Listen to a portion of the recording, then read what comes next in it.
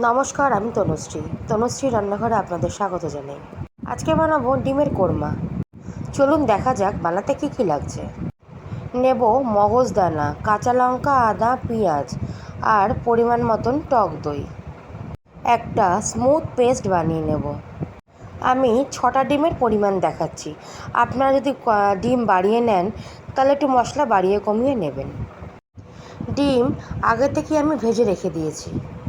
ডিম ভাজা তেলেই একটা পেঁয়াজ কুচিয়ে লাল করে ভেজে নেব। পরিমাণ মতন লবণ দিয়ে নেব। আজকে এই রান্নাটা ভালো লেগে থাকলে লাইক করবেন, শেয়ার করবেন আর কমেন্ট করতে ভুলবেন না। আর চ্যানেলটাকে সাবস্ক্রাইব অবশ্যই করবেন।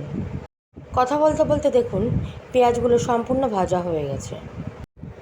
এবার মশলার মিশ্রণটা সম্পূর্ণ দিয়ে দেব। ভালো করে নাড়াচাড়া করে এবার দেবো 1 চামচ গরম মশলার গুঁড়ো।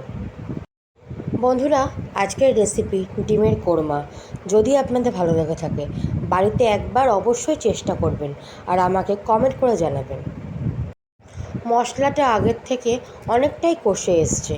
এবার দেব 1/2 চামচের থেকে একটু কম চিনি। ভাজা ডিমগুলো এবার মশলা কষায় দিয়ে দেব।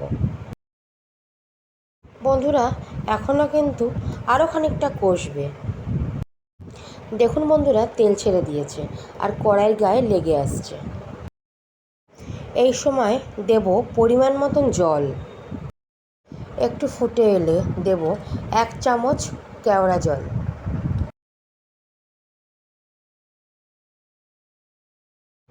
এবার গ্যাসের ফ্লেমটা বন্ধ করে দেব 1 চামচ ঘি।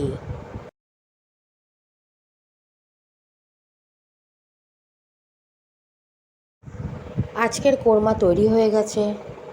এবার পরিবেশন করে দেব।